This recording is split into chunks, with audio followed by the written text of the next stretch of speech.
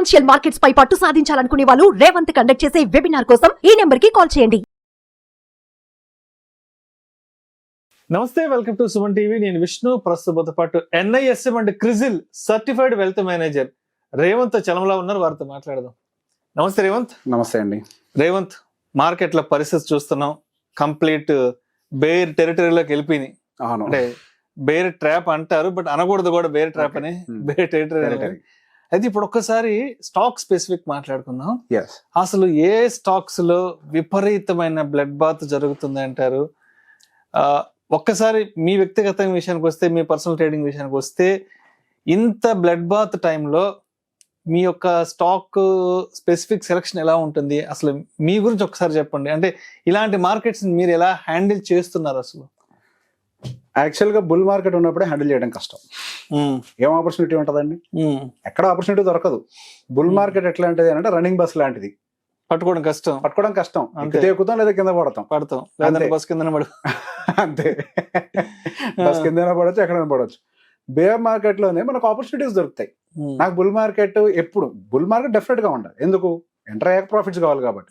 కానీ అట్లా కన్సిస్టెంట్ గా పరిగెడుతూ ఉంటే మనకేం ఆపర్చునిటీ దొరుకుతుంది? మార్కెట్స్ పైకి వెళ్ళాలి, ప్రాఫిట్ బుక్ చేసుకోవాలి, కిందకి రావాలి, మళ్ళీ మనం ఎంటర్ అవ్వాలి. అదే కదా సిరీస్ అనేది. ఎప్పుడైనా అది రియల్ ఎస్టేట్ కానివ్వండి, లేకపోతే మార్కెట్సే కానివ్వండి, పెట్టట్లు వదిలేస్తే అయితే రిటర్న్ వస్తుంది, లేకపోతే లేదు. అట్లా కాకుండా మనకు అవకాశం దొరికినప్పుడు అక్యుములేట్ చేసుకొని, మంచి ప్రాఫిట్స్ ఉన్నప్పుడు తీసేసి, ఇట్లాంటి ఒక టైం వచ్చినప్పుడు మళ్ళీ అక్యుములేట్ చేస్తేనే రియల్ వెల్త్ ని క్రియేట్ చేయగలుగుతాం. సో బేసిక్ గా మనం ఇట్లాంటి కండిషన్లు నేను ఎటువంటి చూస్తాను. సో బేసిక్ గా మనము ఓకే, చిన్న చిన్న స్టాక్స్ నాకు అవసరం లేదు, నేను పట్టించుకోను వాటిని. ఓకే, ఇప్పుడు ఎట్లా కెమెరా ముందు ఉన్నాం కాబట్టి నాకు అట్లాంటి వాటి గురించి డిస్కస్ చేయడం కూడా ఇష్టం లేదు. నిఫ్టీ 50లో ఉండేటివో లేక లార్జ్ క్యాప్ అనుకుందాం, మంచి మంచి కంపెనీసే మనకి హ్యూజ్ డిస్కౌంట్ లో దొరుకుతున్నాయి. ఓకే, సో ఫండమెంటల్ గా ఇంకేమైనా కొంత వీక్నెస్ ఉంది, కిందకి వెళ్ళినా పర్వాలేదు. కానీ ఇప్పుడు ఉండేటువంటి ప్రైజింగ్స్ ఏవైతే ఉన్నాయో నాకు చాలా వరకు మంచి ప్రైజింగ్ లో దొరుకుతున్నట్టుగా అనిపిస్తుంది.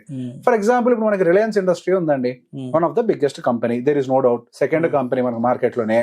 అంత పెద్ద కంపెనీ దాదాపుగా 21% కరెక్ట్ అయింది. అంతకు మించిన ఆపర్చునిటీ నాకేం దొరుకుద్దా? అది గుడ్ న్యూస్. అది దానికి బాధపడేది ఏంటి? 21% ఉంది.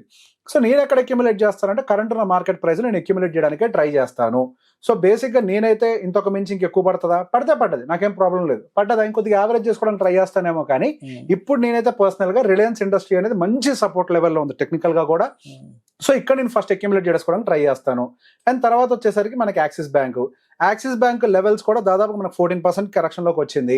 మనకి కంపారిటివ్ టు మనకి అదర్ కొటాక్ బ్యాంక్ వీటితో కంపేర్ చేస్తే కొంత ర్యాలీ అయినప్పటికీ ఇప్పుడు కొద్ది కరెక్షన్ ట్రిగ్గర్ అయింది కాబట్టి అగ్రెసివ్ గా కాకుండా కొంత పోర్షన్ వరకు నేను ఇప్పుడు పర్టికులర్ గా యాక్సిస్ బ్యాంక్ లో అక్యుములేట్ చేయడానికి ట్రై చేస్తాను. అండ్ కొటాక్ బ్యాంక్ విషయంలోకి వచ్చేసరికి మనకి చాలా నాళ్ళ నుంచి అది మంచి కన్సాలిడేషన్ లోనే ఉంది. ఇప్పుడున్న జోన్ ఏదైతే ఉందో ఇక్కడ నుంచి అగైన్ కొద్దిగా సో కన్సాలిడేషన్ దాదాపుగా మనకి 2001 నుంచే కన్సాలిడేషన్ లోకి వెళ్ళిపోయింది. సో బేసిక్ గా దాని కన్సాలిడేషన్ స్టార్ట్ అయిన తర్వాత ఏదైతే బేస్ లెవెల్ ఉందో ఇప్పుడు అగైన్ ఆ బేస్ లెవెల్ కి వచ్చింది. సో ఆల్రెడీ వాల్యుయేషన్ పరంగా ఎక్కువ తక్కువ ఏం లేదు కాబట్టి అగైన్ బేస్ లెవెల్లోకి వచ్చింది కాబట్టి టెక్నికల్ గా అది కూడా టెక్నికల్ గా కూడా స్ట్రాంగ్ గా చూస్తాను. ఫండమెంటల్లీ కొటాక్ బ్యాంక్ అనేది వీకర్ కంపెనీ కాదు. అండ్ నెక్స్ట్ వచ్చేసరికి మనకి హిందుస్థాన్ యూనిలివర్ అందరికి చాలా మందికి ఫేవరబుల్ కంపెనీ, మ్యూచువల్ ఫండ్స్ లో కూడా చాలా మందికి ఫేవరబుల్ కంపెనీ. అట్లాంటి కంపెనీ 21% కరెక్ట్ అయింది. కన్సంప్షన్ ఇండస్ట్రీలో అసలు హెచ్యుఎల్ అనేది one of the favourable company, అందరికి చాలా ఫేవరెట్.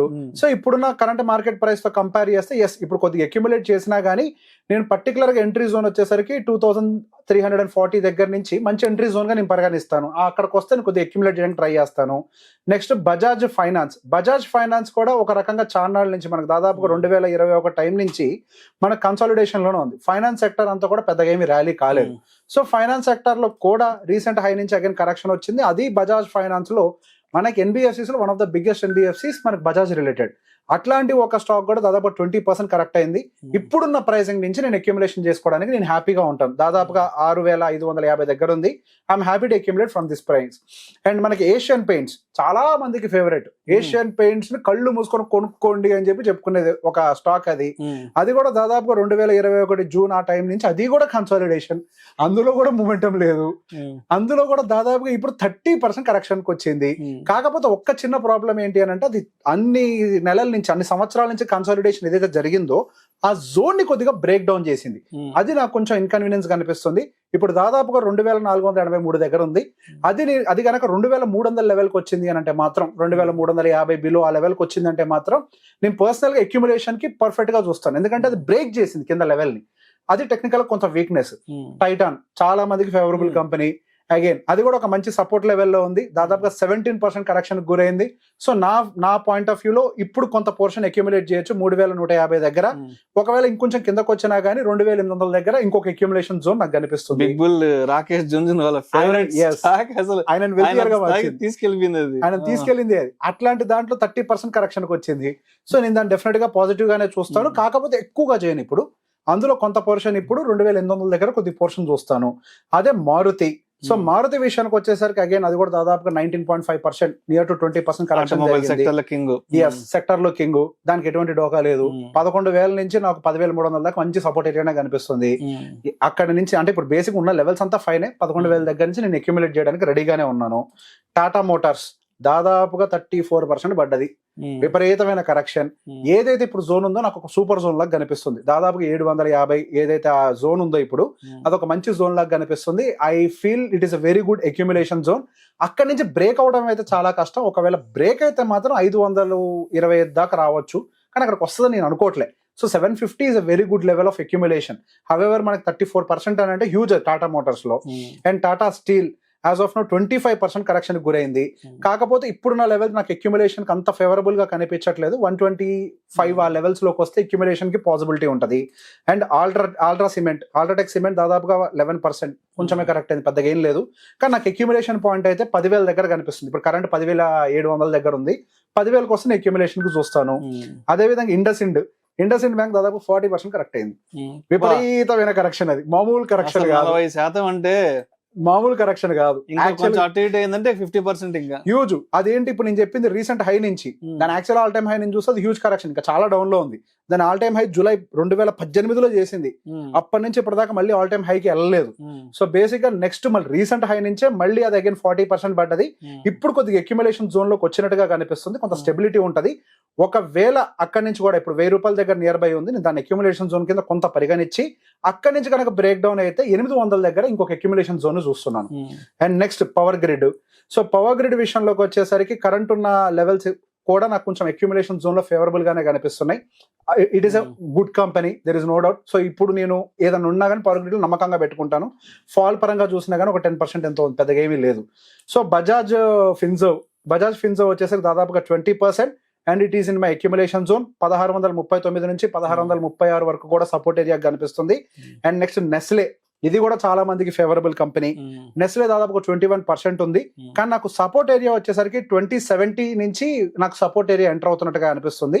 సో నేను 2100 దగ్గరకు వస్తే మాత్రం అక్యుములేషన్ కోసం బాగా ట్రై చేస్తాను. Adani energies, so Adani enterprises అంతా కూడా కొంత అక్యుములేషన్ జోన్ లో ఉన్నట్టుగానే కనిపిస్తుంది. సో అందులో మనకి రీసెంట్ హై అని అంటే ఎప్పుడో మనకి 2023లో చేసింది. అప్పటి నుంచి సో రీసెంట్ హై నుంచి అయితే పెద్దగా ఫాల్ లేదు, కానీ 2023 నుంచి 32% ఫాల్ ఉంది. కొంతవరకు హెవీగా బయింగ్ చేయడానికి ఇంట్రెస్ట్ చూపిన అదానీ ఎంటర్ప్రైజెస్ లో దాంట్లో వెరీ లిటిల్ పోర్షన్ కుదిరితే 1.5% 2% కి మించి నేను పోను అదానీ ఎంటర్ప్రైజెస్ కి అయితే. కోల్ ఇండియా అగైన్ ఇప్పుడు అక్యుములేషన్ జోన్ లో ఉంది. 402 రూపాయల దగ్గర మంచి అక్యుములేషన్ జోను. దాన్ని టచ్ చేసి అక్కడి నుంచి రివర్స్ అయింది. ఒకవేళ అది బ్రేక్ చేస్తే, నేను అనుకోవట్లేదు 260కి వస్తుందని, ఒకవేళ బ్రేక్ చేస్తే 260 వరకు రావడానికి స్కోప్ ఉంది. సో చేయదు అని నేను అనుకుంటున్నాను. కానీ 402 అనేది మంచి అక్యుములేషన్ జోన్. ఇప్పుడు టచ్ చేసి కొద్దిగా రివర్స్ అయింది. ఓఎన్జీసీ కళ్ళు మూసుకొని అక్యుములేట్ చేస్తాను దీన్ని అయితే. 27% ఫాల్ అయింది. వెరీ గుడ్ సపోర్ట్ ఏరియాలో ఉన్నట్టుగా కనిపిస్తుంది. అంతకుమించి పడతది అన్న నమ్మకం కూడా నాకు లేదు. సో నేను అక్యుములేట్ చేస్తా, పడ్డా నాకు భయం లేదు. ఇట్ విల్ రికవర్ అన్న నమ్మకం నాకు గట్టిగా ఉంది. అండ్ మనకి హిందాల్కో వచ్చేసరికి దాదాపుగా accumulation zone 627 rupees. So previous గా ఇక్కడ మల్టిపుల్ టైమ్స్ మనకి సపోర్ట్ అండ్ రెసిస్టెన్స్ గా రెండింటి కింద యాక్ట్ చేసిన లెవెల్ ఇది. సో టెక్నికల్ గా ఇది ఒక మంచి అక్యుములేషన్ జోన్ గా కనిపిస్తుంది. డాక్టర్ రెడ్డీస్ అగైన్ ఇప్పుడు కరెంట్ ఉన్న మార్కెట్ ప్రైస్ 1226 రూపాయలు, మంచి అక్యుములేషన్ జోన్. బజాజ్ ఆటోకి మాత్రం ఇప్పుడు 9,482 రూపీస్ దగ్గర ఒక అక్యుములేషన్ పాయింట్ చూస్తున్నాను. ఒకవేళ బై ఎనీ ఛాన్స్ కిందకి స్లిప్ అయితే 8,700 దగ్గర సూపర్ అక్యుములేషన్ కనిపిస్తుంది, అక్కడే చేస్తాను. అదాని పోర్ట్ ఒక 12 ఇప్పుడున్న జోన్ ఓకే, టూ మచ్ కాదు. ఇప్పుడున్న జోన్ 1240 రూపీస్ దగ్గర నేను అక్యుములేషన్ జోన్ గా చూస్తున్నాను. ఎస్బీఐ లైఫ్ ₹1,229 దగ్గర అక్యుములేషన్ జోన్. సిప్లా దాదాపుగా అది కూడా మనకి 11% పడ్డది. సో ఇది కూడా మంచి అక్యుములేషన్ జోన్ లో ఇంకా లేదు యాజ్ ఆఫ్ నౌ. 1,427 వస్తే అక్యుములేషన్ పాయింట్ గా చూస్తున్నాము. బ్రిటానియా విపరీతమైన రెడ్ క్యాండిల్ ఫామ్ చేసింది, 24% హై నుంచి పడ్డది. ఇప్పుడు మంచి సపోర్ట్ ఏరియాలో ఉన్నట్టుగా కనిపిస్తుంది. నేను ఈ పాయింట్ లో బ్రిటానియా అక్యుములేట్ చేసుకోవడం కంఫర్టబుల్ గా ఫీల్ అవుతాను. నేను దాని గురించి భయపడను. టాటా కన్జంప్షన్ కి సంబంధించి, టాటా కన్స్యూమర్ ప్రోడక్ట్ కి సంబంధించి మంచి అక్యుములేషన్ జోన్, హై నుంచి 26% పడ్డది. అండ్ ఇప్పుడు ఏదైతే ₹925 ఉందో అది ఒక మంచి అక్యుములేషన్ జోన్. హీరో మోటార్స్ అందరికి ఫేవరబుల్ కంపెనీయే.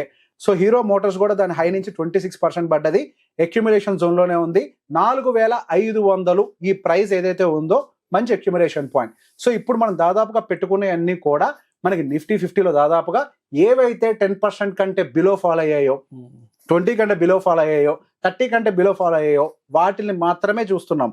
వాటిల్లో అక్యుములేషన్ జోన్స్ టెక్నికల్ గా ఎక్కడెక్కడున్నాయో చూసి నేను ఆ టెక్నికల్ జోన్స్కి వస్తే నేను ఎక్కడ అక్యుములేట్ అవ్వాలనుకుంటున్నానో ఆ టెక్నికల్ లెవెల్స్ అన్ని కూడా ఇప్పుడు మీకు వివరించాను. Thank you so much Revanth. Thank you అండి.